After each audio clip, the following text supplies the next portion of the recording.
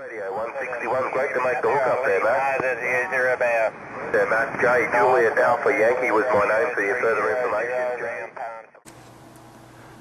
Hi, this is CBRadioMagazine.com, and today we're going to look at the Clear Channel Ranger AR3500 radio.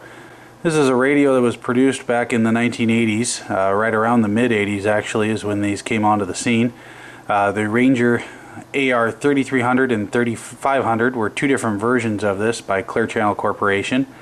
The 3300 was the standard 25 30 watt version. The AR3500 was the high power 100 watt version. These are AM, FM, upper sideband and lower sideband CW type radios, so they have all different modes most exports would have. The radio has a number of neat features which we'll show you. The radios were very popular, and they still are today. They're getting very hard to find in nice condition, and most people will pay quite a pretty penny to get their hands on one. If you've ever talked to someone that's owned one and have sold it, they usually will say that they regret selling the radio. The radios could be set up with the SP1A speech processor.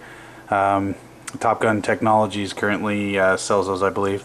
And a lot of people had very good feedback about using these types of radios with those speech processors. A lot of people would call it one of the best radios they'd ever owned. So let's zoom in. I'll show you some of the neat features on this radio. We'll talk a little bit more about output and performance, and we'll take a look inside. One of the first things you'll notice about the Ranger AR3500 is it does have dual meters, in the sense that it has one that's for your S meter and one that's a RF output meter. So this is your receive meter here in green, and this is your RF output meter here in red. So quite interesting. Definitely let you know when you're transmitting in that sense. You can see the meter moving with the red. These currently take a 8-pin on this particular radio for the microphone plug. There was a 4-pin model in the early stages, and then later they switched to an 8-pin. The radios originally did come with a microphone that could change the frequency up or down. The controls, this is your clarifier control. This is your squelch control. This here is a microphone gain control, and this is your RF gain control. Now these are dual controls in the sense that they also do something else. This one controls your automatic noise limiter if you want to push that on or off. This button actually moves in or out. The noise blank also moves in or out, and that's on this knob. Over on this side of the radio, we've got your receive light, RX light, TX transmit light, your standby light, split frequency light function, lets you know when you're in split frequency mode. Shows you which memory channel that you're on currently. You can choose different memory channels. It has split programming ability, so you can turn it on for a split programming to transmit on one and receive on another. It does have a on-off switch, which is also your AF gain or volume control here, and over here is your mode control, FM, AM, upper sideband, lower sideband, or CW. The split frequency control is kind of cool, so I'll show you how that works in a minute. And then let's take a look over in the center section of the radio, which is really where this radio is pretty neat. One of the most interesting parts of this radio is the center portion control, and that has a lot to do with controlling the frequency that you're going to be transmitting on. The radio has controls you really won't see on any other exports on the market, and what it has is different tuning increment buttons for up and down to go through the frequency in different variations. So you've got 100 hertz, 1 kilohertz, 10 kilohertz, 100 kilohertz, and 1 megahertz variations, so you can adjust your frequency in that manner. There's an up and down button, up and down. So if we press the up button, of course you can see we go up, and press the down button, we go down. So if we want to go to, say, channel 40, what we would do is go here to the 10 kilohertz, and we'd go channel 39, channel 40. If we want to jump up to 28 megahertz, we can go to 28 megahertz, and now we're on 284000. So very interesting way to tune around the band. It's actually very quick for jumping in between frequencies. So, you know, a lot of radios you have to change your band switch, or you might have to try and, you know, go all the way down through the band to get down where you want to go. And of course this way, you know, you can just go 27, 3, 8, 50. Now we've jumped from, you know, up in the 10 meter band down to 27, 3, 8, 50. So yeah, I mean, once you get pretty proficient with changing the frequencies, as I'm not, as you can tell. It actually becomes a very quick and easy way to do it, and it's a lot easier than you might think it is once you get used to it. Okay, so the scanning feature on this radio is really where this thing shines, so let me show that off for you. I'm going to show you how it actually can scan a certain range that we tell it to. So we are at 27.3550 lower sideband, like we would be, and let's say we want to scan all the way up to 27.555, and then we want it to drop back down to 27.355 and start going up again. What we'll do is we'll go into manual, we'll press the scan program button.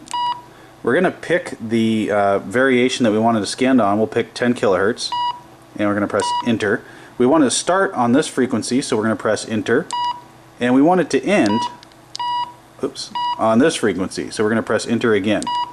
It's going to blink twice, and then what we can do is when we're ready, we'll turn up our squelch, we'll press the scan button over here. There's scan up and scan down. We'll press scan up, and as you can see, it's going to start scanning through the band, but it's only going to go in the range that we specified. So something very neat in the export market, just nothing really out there that can do this like this in the 10 meter market these days. Very neat feature though. And one of the other neat things is you can actually remove a frequency from the scanning variation. I think you can do it with up to 5 different frequencies. So for example, say when we get to 50, say we don't want that frequency to be scanned, we want to skip over that one. You press the cancel button. We'll turn the squelch back up now. So what it'll do is when it's scanning upward now, as it scans through, it'll actually skip that frequency in the mode. So you'll go see it just went from 49 to 51. It skipped 50. So you can actually remove up to 5 frequencies in a range that you choose. So that's a pretty neat feature on this. Now the programmable scanning, there's a lot of other different modes for it, but this is kind of the one I thought was the neatest and the most useful. This radio also has the ability to actually store frequencies and then scan them. So what you can do is store frequencies, and there's 5 channels, 1, 2, 3, 4, 5, the button's up here, and you can store your frequencies in here, and then you can scan them using the memory feature. So what you do, first of all, you pick the frequency you want to be on, and then you have to store it. So you say we were picking this frequency, we'd press the manual button, the enter button, the location where we want it, and then the enter button again, and it'll save this frequency into that channel. So now that I've done it, for example, I've put a bunch of my frequencies in there, what I will do is I'll press the memory button, and what you'll notice is that it's going to start scanning through the frequencies that I told it to. So it's going to scan channel 6, channel 19, up in the 10 meter, 38, and up to the international 555 there. So you can scan only the frequencies you tell it to scan in this manner from the memory bank, and if we look over to the right here, you'll see it jumps through each channel and tells you which one it's on as it scans. Very neat features. The radio also has a traditional scanning mode where you can scan through the frequencies in 100 kilohertz, 10 kilohertz, 1 kilohertz, or 100 hertz ability. So you can just press the scan up or down buttons and it'll scan up or down, and you can change the increment that you wish it to scan by. So lots of different scanning features for this radio, which make it very popular and very neat in what it can do. One of the other interesting features on this radio is its ability to do split programming, so you can transmit on one frequency and receive on another. How this works is initially we'll choose our receiving frequency. So our receiving frequency, say in this instance, would be 27.385. So say example we want to transmit on 27.485 but receive on 27.385, and somebody else would basically set up the opposite. And what we can do, so initially we would set up our frequency, we go to the split program button, and here it's going to help us adjust our increment. So let's say if we were going to transmit on 27.485, we need to do it in a 100 kilohertz increment.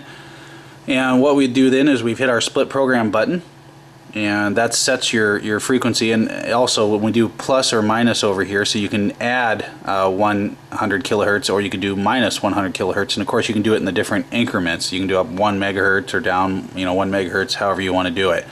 In this instance we'll do add. So we've programmed it in. We'll remove the split program button. Now it returns us to our receive frequency. Now when we're ready to turn the split function on, we'll press the split function button right here in. So as you can see, we're receiving on 27.3850.